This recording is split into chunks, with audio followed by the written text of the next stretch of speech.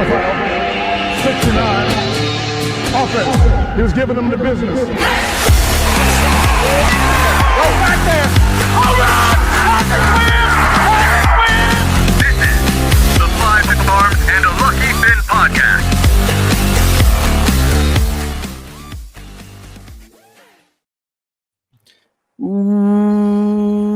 Welcome to the Five Arms and Lucky Finn podcast. I am your host, Brendan McCormick, with my co-host, aka Big Diesel, aka he is for the people are for him, David Soloway. Welcome in. And we are back, ladies and gentlemen, with conference tournament preview and also already some tickets punched. So we'll talk about that. And then also some bubble teams that might get burst and might get their tickets punched as well into the big dance. So, David, let's talk about these conference tournaments and some teams that have already have their tickets punched to, the big dance and the best sporting event of all time, in my opinion. I'll run down with them real quick. The Atlantic Sun, Queens of North Carolina, punches their ticket on March 8th on this beautiful Sunday, beating Central Arkansas.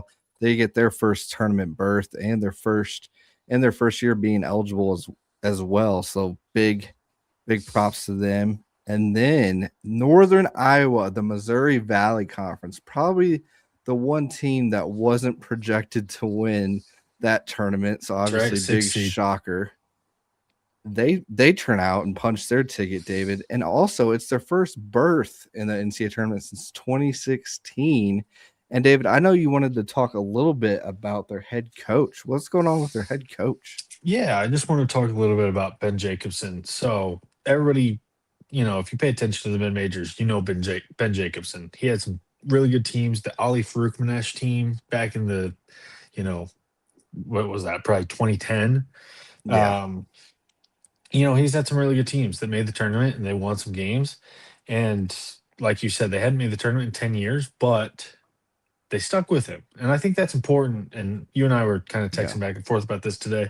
At the mid-major level, winning is great, but it's more about having a consistent standard for your program and keeping the culture there. And I think that's what they did with keeping him around. In the 2019-2020 season, they were really good. They won their conference. But they, even before the season was canceled for COVID, they did lose in their conference tournament. So they probably weren't going to make the tournament then either. But they stuck with him. They had some bad years, 10-15, a 14-18 season. It wasn't great. But when you know you have the right guy and it's a good fit for the school, you should hold on to that guy as mid-major, because it's not the same level as the major conferences where it's all about winning. If IU doesn't win after a couple of years, we're getting rid of the coach. At a smaller school, I think it's valuable to keep the coach, keep the culture, and keep your program intact instead of just trying to turn it over every few years. Yeah, I mean, I agree with you. Greg Camp of Oakland University, he's been the men's head basketball coach since, I want you to guess, David, it's how been long a while. he's been there. I think he was an Izzo assistant really early on. Yes. So I would guess 1996. No, he's been there longer. Really? 1984. Wow, that's crazy. They probably weren't even Division I at that point. He's held the position for 40 years. It's just insane. Yeah, that's crazy. I mean, that's just a testament of when you have the right guy, and you can't blame a coach for wanting to go to the next level, obviously in the Power Four, whether it's SEC, Big Ten, ACC, or any of these other Power Five or Power Four or Group of Five conferences.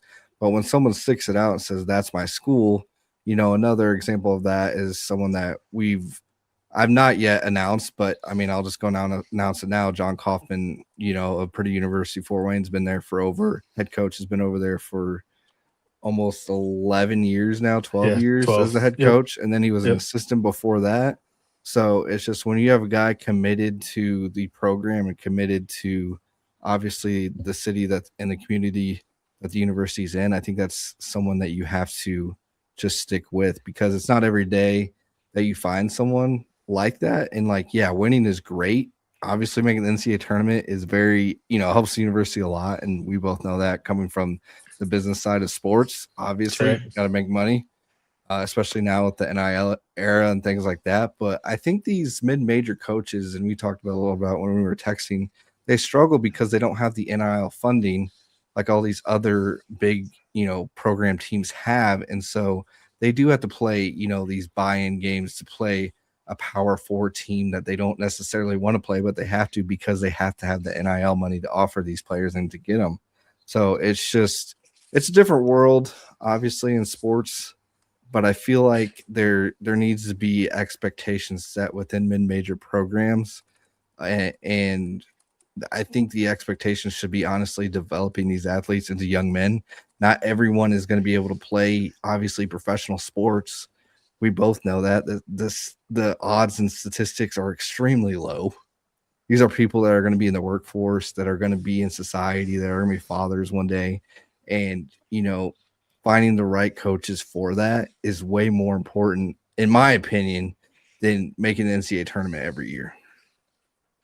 Yeah, and mid major and low major schools are more like traditional in that they aren't really like NIL is still a thing. They're still paying their players something, Yeah, but they're still going to be more about the culture and getting players in and either giving them an opportunity to showcase their skills so that they can transfer up to a bigger school, or yeah, giving them the opportunity to get a degree and go into the workforce, having played mhm, college basketball. Like that is still valuable. You're still yeah, looking at 18 to 22-year-old kids. Like you're still trying to grow them into mhm, adults that can contribute to society. Um, because like you said, they're not all, most of these low major, mid major guys aren't yeah. going pro. They're probably not even No, going pro overseas unless they're the star player on one of these teams. So right. it still serves its purpose in the Yeah, landscape of the sport. And I think that it's, like we talked about, I think it's key to keep a coach there and continue that culture rather than just trying to flip guys every few years and hope you hit it big. Because most of yeah. these schools aren't going to hit it big. And if they do hit No, it big with a coach, guess what? He's moving up to a power job soon anyway. So like it's not like that helpful. and like steel and shirts of St. Louis and steel of Miami, Ohio, have already been talked about. Yeah, You they're already know, gone. yeah, like they're already being talked about for these big power four coaching jobs, like Kansas State. Like Josh Schertz is the first guy that you see mentioned that they want to go after. Right. Supposedly, that's what the sources say. But I mean, very interested to see if Josh Schertz stays. I highly doubt he does, or Steele. But because Steele used to be in a power group of five program at Xavier, so it's just interesting to see how those coaches move. But I agree with you. At the end of the day, if you have someone dedicated to your program, you got to let it ride it out, man, until it gets to a point where obviously if you have like 7 or 8 seasons Sure. Of consecutively, then course. it's probably time to move on. But Right. I mean, if someone's been there for 15 plus years and they continue to win games, and someone tweeted at John Coffin basically saying, "Oh, it's time to find a different seat or direction." I'm like, you don't realize what that guy's accomplished in his time there at Purdue Fort Wayne, beating an in-state school, Indiana University basketball twice, not just once, twice. And then also you go into Notre Dame and beat them this year. Like there's a lot of things that, he's accomplished in his career. And I'm sure other mid-major coaches that we don't know that have accomplished as well. So it's like these people that think they can just tweet whatever they want and not have any backing. It's just, it baffles me at times, Yeah, but and the other tough thing about being a mid-major coach is it really all comes down to your conference tournament. Like Travis yeah, Steele this year, if they lose, they're probably still going to make it because they went yeah, undefeated. But that's like a right. one of one case because Hmm. they went undefeated. Like if they had dropped one or two of those games against a Yeah, really bad team, which they were really really close a couple times, then they might not be an at-large team if they do lose in the right. conference tournament. But a guy like John Kaufman, it all comes down to a 1.5 week stretch in March where it's either you Yes. win and you make the NCAA tournament or you lose. And Yep. even if you're the best team in your conference, you're not going to win your conference tournament every year. No. Northern Iowa, great example. They won their conference a couple times, didn't make the Yep. tournament, but this year they're the sixth seed in the Missouri Valley. They get hot at the right time and put things together, and they make the tournament. Yep. It's just it all. I hate saying this for these conference tournaments, but it honestly comes down to who's hot.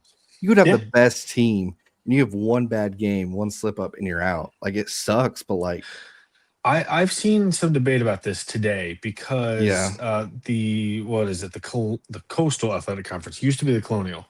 yeah, UNC Wilmington 15-3 in conference this year. I saw that. They lose to the 9 seed Campbell today by 15. And I've seen a Mhm. lot of discussion online about should these conferences put their 1 and 2 seeds in basically all the way into the semifinals.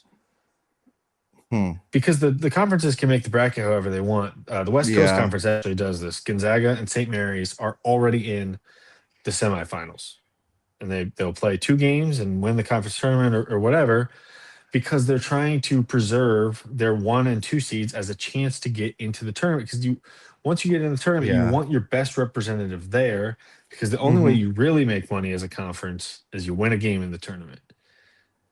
What do you think about Yeah. that? What do you think about formatting the brackets a little bit differently for some of these conferences where they know it's only going to be a 1 bid conference? Whoever wins the conference tournament is in.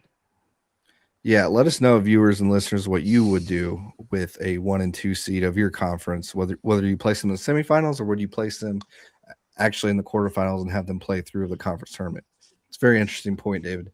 I personally would do what the other conference are doing, is have them in the semifinals already, because I think there needs to be a repercussion of your results in the regular season and the games that you've won, whether that's positively or negatively. Like happens in the Big Ten tournament and all these other big, Power Four conference tournaments, they get buys and things like that. So I agree with that. I think that's the way it should be constructed, because it sucks. Your number 1 seed of the conference just got upset by a 9 seed. It's just, that absolutely sucks. But at the Yeah. same time, I see the side of, well, they should have won that game. They've And it creates magical it's moments that aren't just yeah, in the NCAA tournament. You're creating upsets before the NCAA tournament. This does bring some attention to their conference.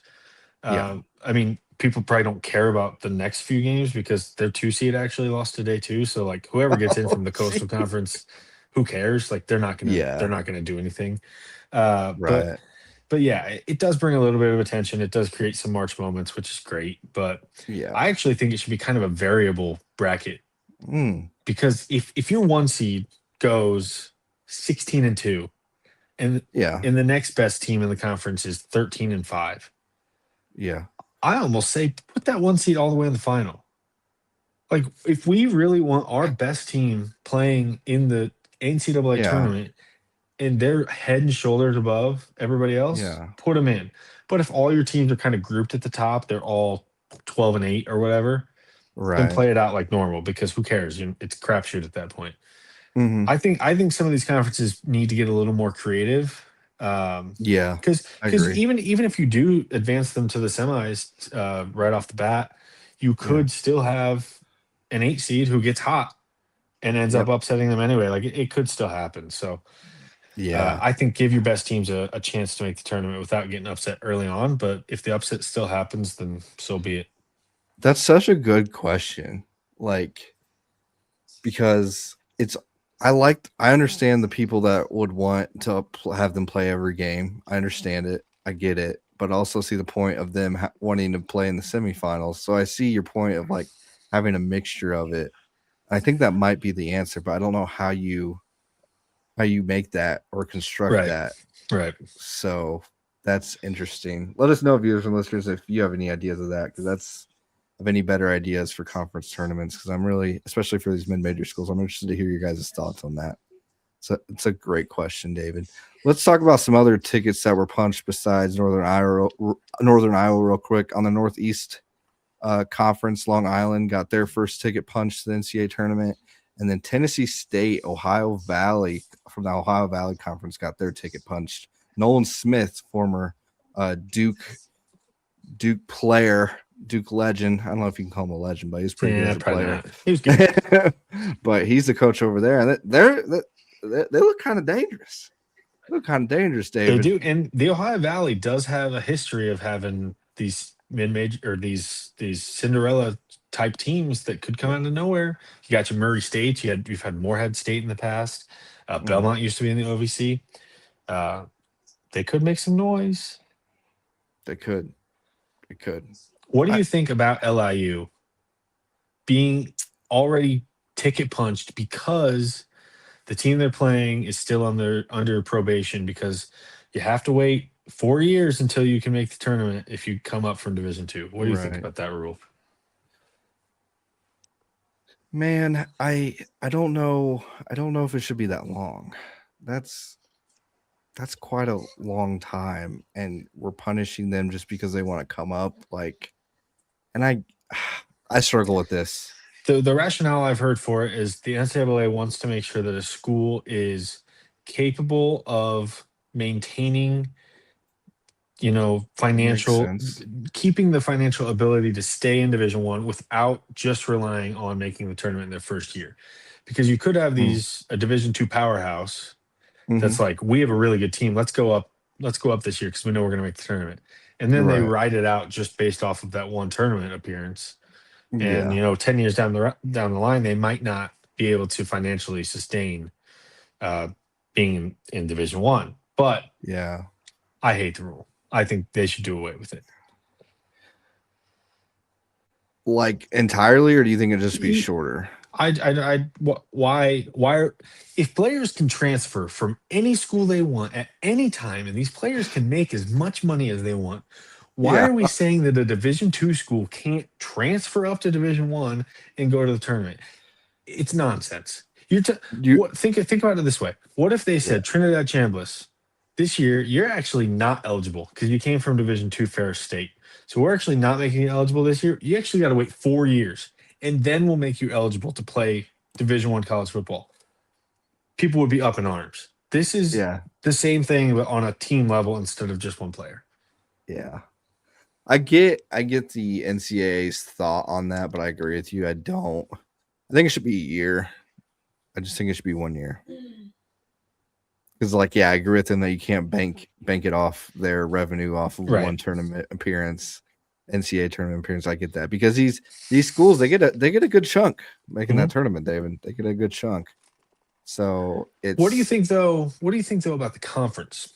Should the conference allow these teams to even play in their conference tournament if they know that if they win, they can't even go to the big tournament? This is where I struggle.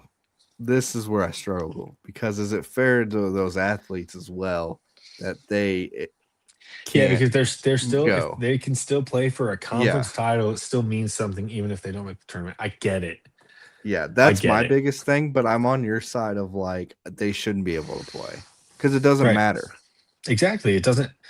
But is the only thing that matters making the tournament? Like we just kind of talked about this with mid-major teams. That's not the only thing that matters, No. So it's hard to balance that. It is very hard to balance that. So that's. But the last time this happened, Fairleigh Dickinson lost. I was thinking that. Yeah. And they ended up beating Purdue in the first round. So we could have some more magic.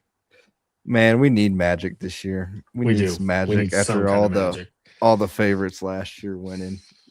Let's talk a little bit about the group of 5 tournaments, David. Power 5. Power 5, if you want to call that. It's fine. It's fine.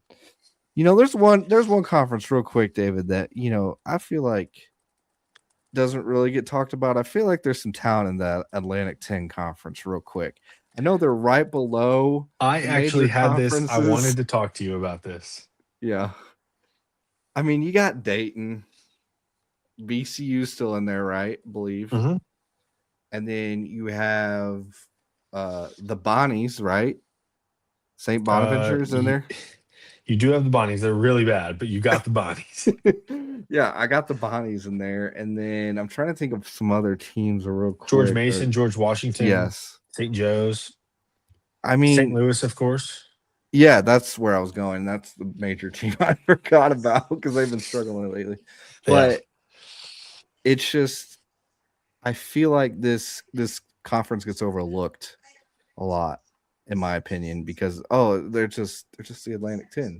So if St. Louis loses the conference tournament, David, are they getting 2? Are they getting 2 tickets punched? Yeah, and this is actually what I want to bring up right now. Bracket Matrix has VCU in. So if St. Louis and VCU both lose, are they getting 3 this year? That's a great question. I think probably not, because if VCU loses before the title game against St. Louis, it's probably a bad enough loss that they get removed entirely. But I've been high on them. since I the think it'd beginning be of this year. you have since they played NC State, Yeah, which is the thing we'll talk about. yeah, But I would love to see 3 teams. And this is something I don't know if we're going to talk about it, but like the yeah. bubble teams are just so bad this year. Every one of the nine teams on the bubble yesterday played. All of Every them. single one of them lost. I would rather see 3 Atlantic 10 teams Yeah, with one of them stealing a bid than right. see Virginia Tech. I'm sorry, I don't need to see Virginia Tech in the dance. I don't need to see Indiana. I don't Don't. care. These teams aren't good. Auburn, I don't need to see him. I just don't need it. David, we were texting back and forth when we were watching the Ohio State and Indiana game, and you're like, "Oh, I turned it off. What was it, 16-8?" 16-8. Yeah. I told you after that and 1 on the 3 that it was over. That was ball game. And I was right. And then I told my wife, I said, "Yeah, we can go to dinner." And she goes, "What do Yeah. you mean?" Right. I was like, "She's like, they're only down. I think it was maybe 8." I was like, "No, I've watched enough that like you." Yeah, you we're don't not know making this up an team." 8-point. Yeah, We're not making up an 8-point deficit on the road. No chance. we'll blow an 8-point lead though. Don't Oh, you of worry course. about We've that. done that. We've done that at least 4 times at home.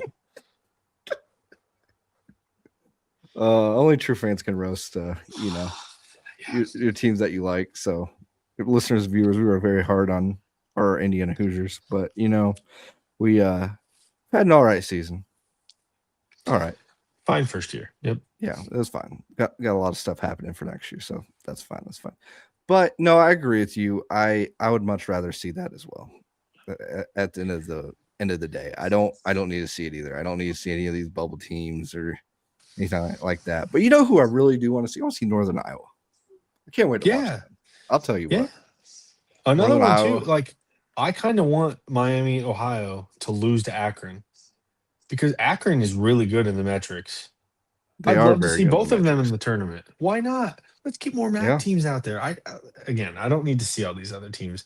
If we could get more of these Cinderella type stories, mid majors in there, I think it'd make for a way more fun tournament this year. But there's an argument with the analysts and these ESPN gurus that would rather see a 19-13 team, David. Yeah, Power 5 team.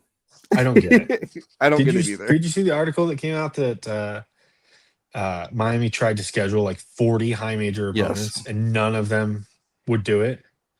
Yeah, because these schools don't want to risk taking a loss because they knew they were going to be good. No. And I get it from their perspective, but like everybody wants to say that their schedule wasn't good enough. Well, if they were 28-3 and had losses to, I'm just looking at the ACC bracket right now. Yeah. Stanford, Pitt, and SMU. Would we feel any different about them? I think we would. Because then we'd say, oh, they have 3 losses. I don't care who they played. They have 3 losses. They're not going to make it. Yeah. Like it's a no-win situation for them. I agree. I agree with you. But need more Cinderellas. Especially after last year. David, do you agree with what these analysts have been saying though about we already know who the Final Four is? Honestly, I think we metrics? have a pretty good idea. Interesting. Those 4 teams at the top right now are demolishing everybody in their path. I'm worried about Michigan. Worried in what way? They lost one of their good players. And they still won. They still beat Michigan State today. I don't know, man. I don't know. That's a team that, I got to ride with them because that's who I chose in January. But, Florida is a wagon. Right what do you mean that's who you chose? You chose them to win it all? I said it way back in January. I said if I had to pick on January, I think it was not January 8th, but like it was like January 14th or whatever. I was like, it would be Michigan. And ever since then, I've been riding with them. But, I'm high in Houston too, but they're kind of trending in the wrong direction too. So that's interesting that you agree with that. I thought you would disagree, but you are a metrics guy. Well, it's not even metrics. I think it's eye test. Like, yeah, the metrics are proving the eye test correct, I think, because, we've been watching these teams. Duke's just blowing everybody out. Michigan blows everybody out. Yeah. Arizona they dropped those 2 games in the 1 week, but other than that, they've answered every test that's coming at them. You And said then, Duke, like but you you just know who said, beat Duke? I do know who beat Duke. Texas Tech. Yeah. And I how know that are was they what's look? happened. How are they looking? Up and down, David. But I do have a crazy stat. Yeah, Crazy crazy stat stat. that I did message you about that I did find on X. So this is not from me, listeners and viewers, but it is on X from Amori Lida. I think that's how you pronounce it. But anyways, Lawan Watts shot 21 of 56, 37.5% on shots within 3 feet in conference play right now.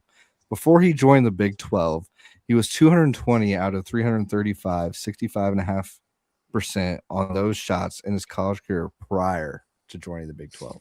That is one of the biggest drop-offs I've ever seen. And if you watch Texas Tech, when Lawan Watts actually does make those 3-foot little, floaters that he has, they usually win. When he misses quite a few of them, they usually lose because it doesn't open up the lanes. So I obviously haven't watched every Texas Tech game, so this might be a stupid question, but how does a guy that big miss that many shots at the rim? Usually, if you see like you a want me to be thirty-seven and a honest? half percent percentage from that close, you're talking about a Yeah, small guy, point guard, who can't get over the big defenders. This right. dude's 6'6". He's. I think it's more of a mental thing. I don't think it's that you You can't think he's do it. got the yips? How many times have we seen that happen in sports I've in seen you general, have the David? yips on the golf course. That's Yes, for sure. exactly. That's what I mean. Like it just happens in sports and it takes a little bit. And I think partially too is the size of the Big 12. He was in these smaller conferences, Oh, for not going sure. up It's definitely not a going step up up. against like a DeBonza or like these people that have huge wingspans. I mean, I think Central Florida has what, like a 7'3", 7'4" type guy. Yeah. Like, I mean, they're just different in these major conferences because they're going Yeah. after length, and even more on Michigan. Not saying he's gone against a guy like that, but I mean, he's what, 7'3"? Yeah. Like, Big dude. it's just and I get it. Like, go after height and speed, and I mean, you see these college coaches. That's what they're going after. But no, I do think with Lawan, it's more of a mental thing. I think when he gets hot, he's been able to proven that he has those games, but he's just gotta be so dialed in my opinion, for him to hit those. So it's a weird stat, but I think when he does hit those, it makes Texas Tech even more dangerous. This Texas Tech team, though, David, it's just without JT Toppin, it's interesting when Atwell's hitting those shots in the corner, and then you have Christian Anderson doing his thing. Who is the third person? And it's Jalen Petty. At the end of the day, he's a combo guard. He can play the 1, he can play the 2, but can Jalen Petty do enough to bridge the gap with that JT Toppin injury? And obviously, Luke Mbapwe, I think his name is for the center. I think that's how you pronounce it. I'm not exactly I'm not exactly sure. All I've done is look at it. I don't know what it sounds like. He's French. I know that. Has pigtails, so I like that. But he's able to give you at least 10 and 5 most games I've been able to see. Sometimes he's been able to give you a double, but you could tell this team just misses JT Top. It's hard to replace arguably one of the best players in college basketball. I can't go against Grant McCaslin in March, though, David. I can't do it. No, I can't either, but they are definitely an interesting team headed into the tournament because you just don't know what you're going to get because they lost their consistent piece. And Christian Anderson, obviously, very consistent as well. But when you lose your guy that you know every time out, you're going to get like 25 and 12 from, that's pretty big. It'd be like if Duke lost Boozer. Like, he is everything that they revolve around. It would be a big loss. It's hard to replace that. So, we'll see. I still like them. I think it'll depend on the draw, though. I do too. How I feel about how far they'll go. Who do you think? Who does Bracket Matrix have them playing in the first round? I'm curious, real quick on that. So it doesn't go by all the bracketing principles, but Okay. they are the third 4 seed, so they would play the second 13 seed, let's say, which is Liberty. I mean, I see them winning that. Probably. The 13 Yeah. seeds aren't that I know. great, That though. wouldn't be a Like, bad Northern draw. Iowa is one of them. Wouldn't want to play them right now. No.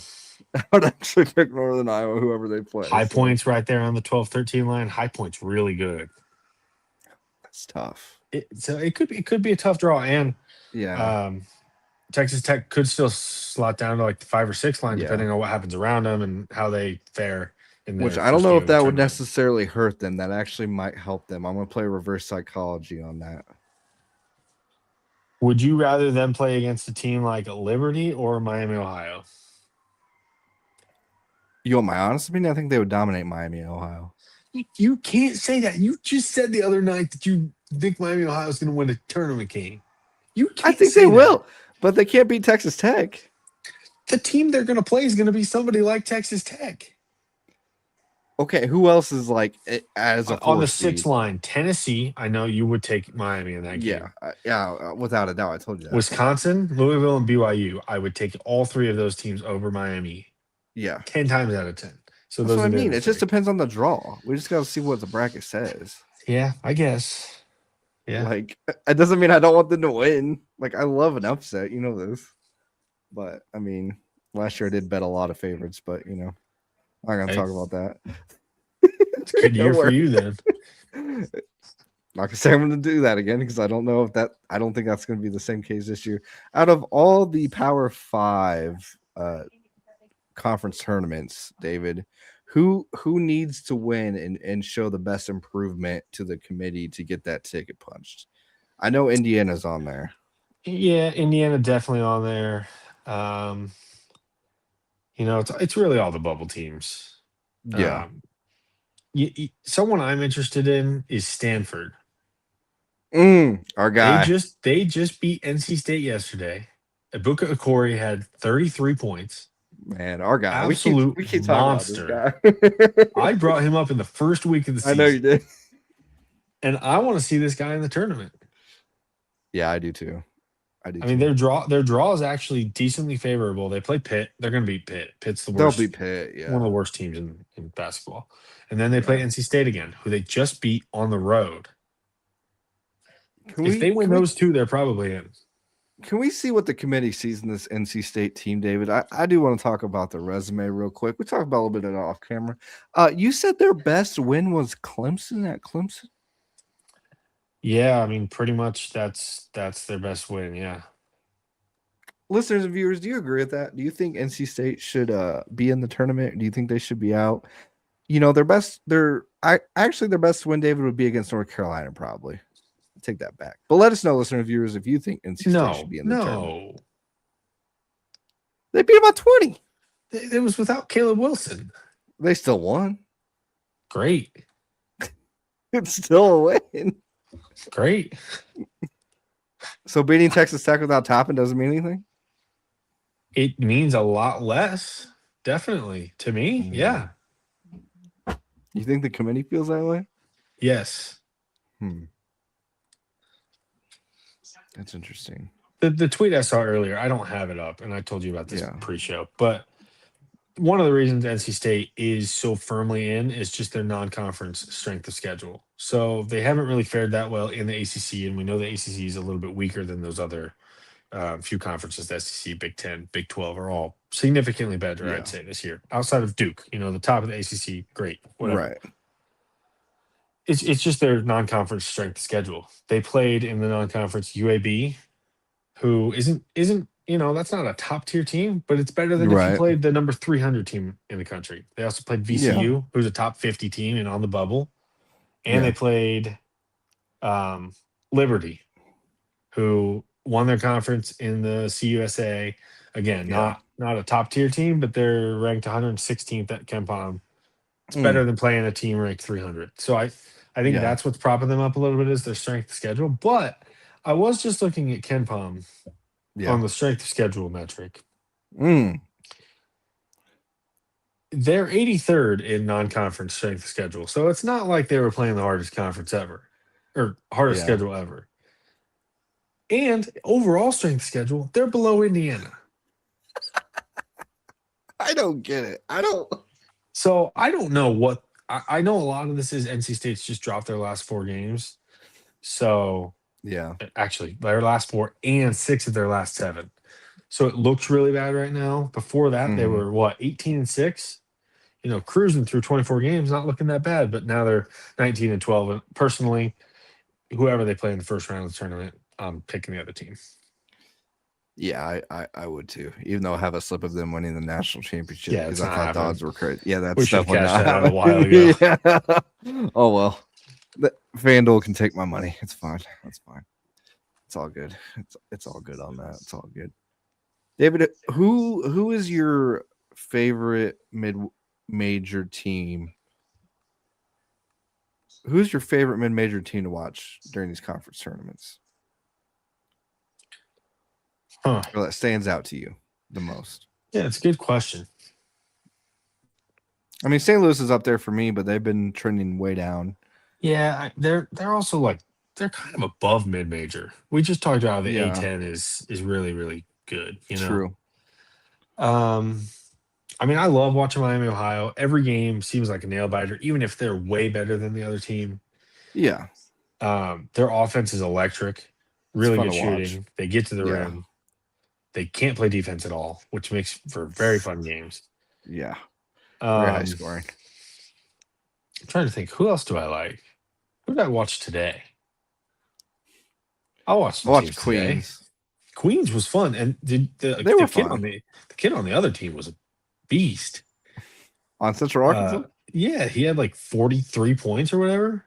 Wasn't that McCormick 49. guy, He had was it? 49. 49 points? What was his name? Cameron Hunter. He had Cameron 49 Hunter. on 17 of 30 shooting. Oh, God. But Queens also had a guy score 34 on 10 of 19. Hold on. 10 of 19 from the field, all 19 shots, 3-point attempts. Give me that. I want that guy raining threes on whoever they're playing in the first round. Queens, that's my team. I'm calling Queens, especially because I was expecting Queens to be in Queens, New York. That's what I thought. They're just No. in North Carolina. What the what? That makes no sense. It made no sense to me either because I was like doing research and I'm like Googling. I'm like, I thought it was for sure in New York, but I was like, You know who my favorite mid-major team was? And they lost today. So this sucks. who? Navy. I've been following Navy all year. They looked really good at the beginning of the year. And this is a team, kind of an example of what I was talking about earlier with variable brackets. They went 17-1 this year in the Patriot League. 17-1. The next best team in the conference was 11-7. But Navy loses on a buzzer beater today. And they're just out. It's March, we don't even baby. get to see them. We don't even get to see them.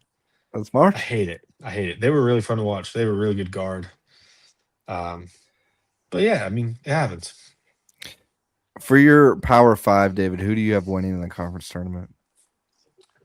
Each conference? Mm-hmm. I mean, we're just going to do the thing where we pick the 5 best teams in the country, right? No, I mean, you don't have to do that. I don't think I will. I don't think they're all going to win. In the ACC, Duke's going to win. Yeah, Duke will probably win that for sure. I'll agree with that. In the Big 12 is fun. I think the Big 12 tournament's wide open. I think anyone could win that. I think the winner of the 1 to Big 12 5. tournament is going to be Darren Peterson. I think this guy's going to show up and he's going to play every game and he's going to score 30 points per game. And we're going to be going into the NCAA tournament talking about Darren Peterson's breakout. Did you see the press conference and what he said? No, what'd he say? He said, "You never know. Maybe I'll stay another year." And he smirked so big. Okay, yeah, he's an idiot. He probably should stay another year. He's tanked his draft stock. Yeah, I mean, obviously you got to take the kid. You got to, take the risk. Course. But like, man, I would not feel easy taking him. You never know. I don't know. Yeah, I'd rather have DeBonsa, but whatever. Yeah, we talked about that. The Big 12 actually. Cincinnati. Keep an eye on Cincinnati. I'm not saying they're going to win it, and they're not They can really make on a the bubble run. anymore, but their draw is pretty decent. Who's They their play first the game? Utah. Oh That yeah, should they'll be an win easy that. win. Utah's the worst team in Yeah, the conference. Then they play UCF. UCF is currently comfortably in the NCAA tournament, but they haven't been playing yeah, very well lately. they could be relaxed. Yeah, I agree with that. They could win that. Then That's a good one. Arizona. Arizona, of course, It's they're one of the tough. best teams in the Yes, country. yes, tough. But But they could win that, and then if they get through that, they might play Texas Tech. okay, You could beat Texas Tech. Didn't they just beat Texas Tech, they actually? did beat Texas Tech. Yeah. And then at that point, you're in the finals, and whatever happens. They could make a run. They could. They very well could. The team that I have to win the Big 12, David, though, is Houston. Houston Cougars. I think they're gonna find the right path. I trust Kelvin Sampson too much. He just finds ways to, win games. And actually, Houston did not beat Texas Tech. Texas Tech beat Cincinnati, 80-68 is what I meant. Sorry. What? Who did Cincinnati just beat? They just beat someone they weren't supposed to. Yes, they did, but I don't think it was They them. beat Kansas on the road, and then That's they beat right. BYU at home. Yeah, That's what happened. that is what happened. And they beat Sorry, Iowa I had to State correct earlier you. in the year. Or else, people will be blowing up our comments saying, Yeah, wrong. whatever. Yeah. The people can shut up. I don't really care. No, I'm with you though on that. No, I got Houston in that, and then who do you have for Big 10? You think it's going to be Michigan? Clearly, I don't. yeah, I don't think so either. I don't, but I could see about 10 teams winning this thing. Honestly, it's just such a deep conference. Like, I know. obviously, the top 4 seeds, you got Michigan, Illinois, Nebraska, Michigan State. Although they've been top 10 teams for most of the year. Great teams. Yeah. Even beyond that, Wisconsin just won at Purdue. Wisconsin actually has a few big wins. They won at I'm Illinois. very high on Wisconsin. Yeah, I'm they're very playing high really on well right now. Wisconsin. Purdue, if they figure it out, could win it. Ohio State's been playing really well lately. What's Purdue's issue? We've talked about this. What is Purdue's issue? I compared them to IU yesterday. I know. They are IU, which is a non-athletic team with a bunch of shooters who doesn't actually attack the paint. But Purdue has an All-American and a really solid big man in TKR. But otherwise, across the board, they're just not that good, and their defense has been horrific this year. How far do you think they go in March Madness? I mean, it'll depend on the draw, obviously. Right. Yeah. But this is If you one had of to those say years. today without seeing it, This is one of those years where I would say they get upset in the first round. see, and I can't argue that. I mean, we're looking I was at a team high that's on about that, David. I said they would go about to get a undefeated. 4 seed. Yeah, I'll you eat did. my words on that. You I'll said they eat were my going words. undefeated. What's their record? Oh Lord, they probably have 8 losses now. 7 They do. losses? They're 23-8. Yeah. And the worst without part looking. about that is home losses. You know how That's many what I home mean. losses they have? 6? 6 of their. Yeah, I guess Oh, that wait, too. no. Is it 6? No, I counted wrong. 5 of their 8. I was one off. Losses Yeah. are at home. I was 1 off. It's just, it's been bad, and I don't know. I don't know if they can turn it on. It feels like Braden Smith. We've been saying it all year. He's kind of chasing the assist record instead of just taking over because he's the best player on the court. I know he's not like an NBA prospect, but he's so good. He's Chris Paul. Yeah. He's really good. I mean, at that elbow jumper. Not as coming good off as Chris Paul, but yeah, obviously, I agree with what. obviously, Yeah, I agree with what he's you're like a saying. college version of Chris Paul. Yeah, I I like, agree with that. one of the best players in the country in college. Yeah. He great assist man, great point guard, but he also has the ability to come off that screen and just pull up at the elbow instead of trying to drive in and then find somebody. Pull up at the elbow, take the 2 points every time. He makes it every time, it feels like. He does, in my opinion. They gotta figure it out. I would love to see him shoot more. Not that I want I mean, I don't want Purdue to win Neither do I. but ever again. But We're Indiana fans. Listen, if they're gonna do so it, we he's care gotta less. be the guy. Yeah. Yeah. No, I totally agree with that. I totally agree with that. No, I mean, if I had to pick someone to win the Big Ten tournament, it's hard. I'm picking Nebraska, by the way. Reed, I was leaning them, but they. Yeah, I'll go Nebraska too. You I'll go can't pick Nebraska. the same team as me. No, well, okay. If I have to pick someone different, it'd be Illinois. Yeah. Like if I had to pick someone different, but I would pick Nebraska with you. The only agree thing I with don't that. like is Illinois' draw. Yeah, I know. They'd That's where have I'm to play at. Wisconsin in their Yeah. first game, and I love Wisconsin right now. I'd almost be tempted to take Wisconsin. They're on I fire. bet their odds are insane. Probably. I might look at it. I'm putting money in Yeah. this week. I might look at it. I know. That's a good bet to me. No, I think Wisconsin is. We talk about teams that are, in the right direction right now. That is one that has caught my attention a lot. Is Wisconsin. I'm very high on them. They play very fundamental basketball, which I mean is very. In March, you have to play that way, and I trust their coach. Was his name Gard? G-A-R-D. Yep, Greg Gard. Yep. Greg Gard. Yeah, and he's been there a while too. So Yeah, I mean, ever since the Indiana game, they've gone 6-2. The two losses weren't great. They got blown out both at Ohio State and at Oregon. The Oregon Ohio loss State's a weird obviously not team. great. Ohio State's good. I think they're good. I know they're a weird team. But also during that stretch, they have wins at Illinois, home against Michigan State, home against Iowa, and at Purdue. Like Wisconsin has one of the best resumes out there right now. They also beat Michigan at Michigan earlier this year. That's one of Michigan's 2 losses. Who do you have in the ACC, by the way? I just said Duke and we moved on. No, I agree with Duke on that. They're just so much better than everybody else. Yeah, I don't. I mean, are you really going to take North Carolina in that? No. The team I think I'd say watch out for is Louisville. I thought you were going to say Clemson. I was about to go off on you. So No, not Clemson. Clemson's trash. Clemson's okay, trash. thank you. We're on the same page with that. No. Louisville. If Mikael Brown, he's been kind of in and out. And honestly, if people weren't talking about Darren Peterson, they might talk about Mikael Brown a little bit more because he's been so in and out. But if he's back, I obviously don't know what the injury report looks like. But if he's back, their draw is pretty solid. They'd play SMU or Syracuse, whoever wins that, and then Miami. Miami finished 3rd in the conference, but we all know Miami's not that good. Dude, I don't know about them. They didn't play They're like a once, wild card to me. It's the most BS scheduling of all time for a You don't team play in a Duke. conference to just not play another team. What are we doing? I don't know. How does that happen? I don't know where to put Miami. That is one team where I don't know. I mean, they're obviously going to make the tournament, but they're not good. They will. What seed are they projected? They are projected a 7 seed.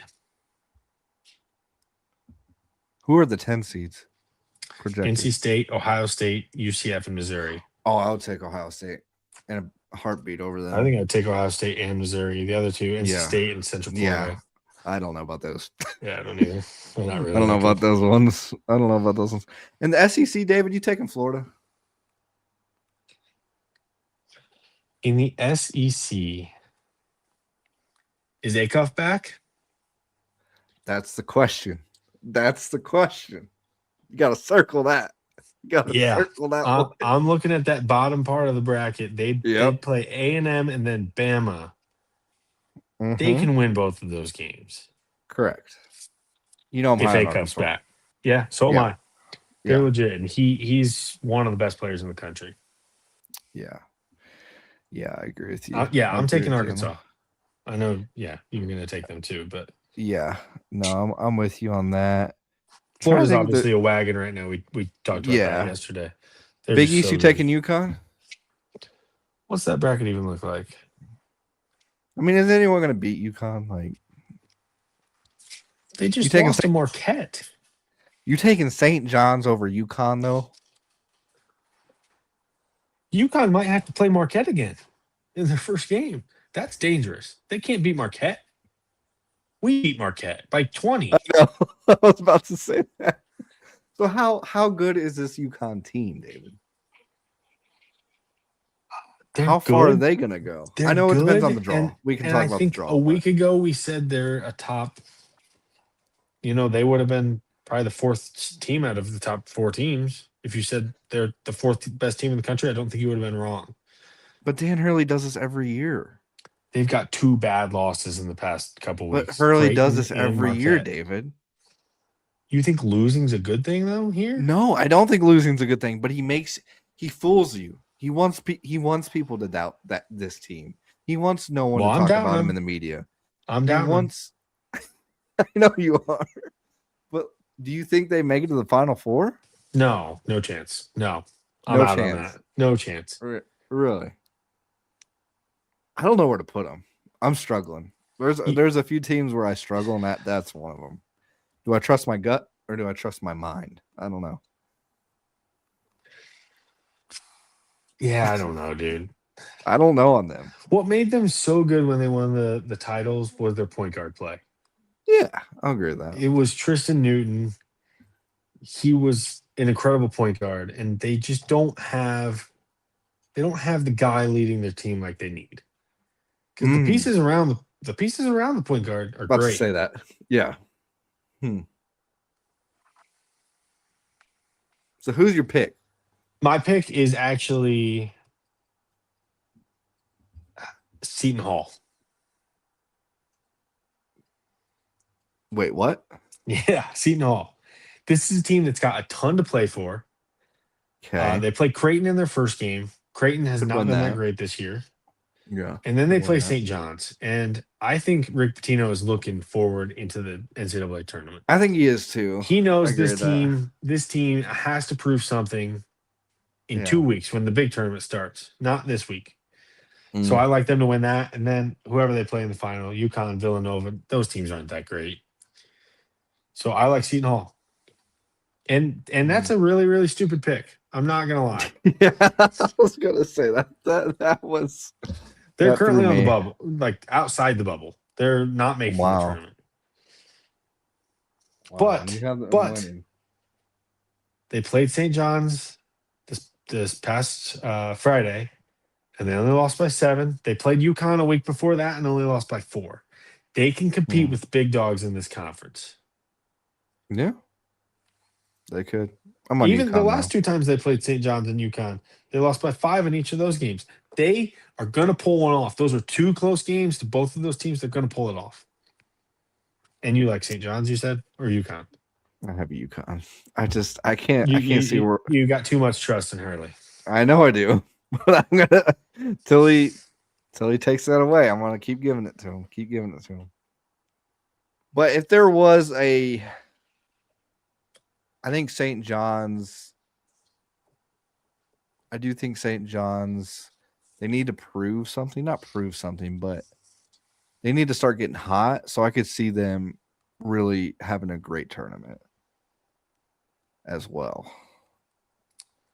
So, Yeah, I mean, St. John's, the thing that sounds- scares me, just like last year, is they're just not that great offensively, not that great Yeah. at shooting. I mean, they They're struggled. the 50th ranked Yeah. offense in the country. That's not a championship good. caliber team. Yeah, that's not good. That's not good at all. I agree with that.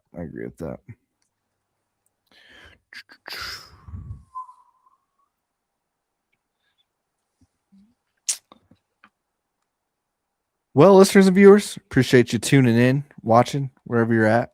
Stay tuned for our breakdown of the selection Sunday. Excited for that and talk about obviously the conference winners, but those are our projected winners that we're picking. Let us know who you're picking in the comments for those Power 5 tournaments and also the mid-major tournaments. Who you got? There's a bunch of good basketball going on right now. But shout out the Bison, North Dakota State. They're playing right now. Up Don't know what 7. the score is. Up 7 Up with 7. 15 left. Watch out for the Bison on that tournament. I'm just telling you, they look good. But so far, those are the few tickets punched. Looking forward to the best sporting event of the year in March Madness. But we appreciate your guys' support. Go to our YouTube, 5 Arms Lucky Fins. Like, comment, and subscribe. Go to our Spotify, Apple Podcast. Give us a listen. Give us a like on there. Comment. Even send us a text if y'all want. We get fan mail. Appreciate it if y'all did. Pretty cool stuff. Anyways, appreciate you guys' support. We'll see you in the next one. Peace.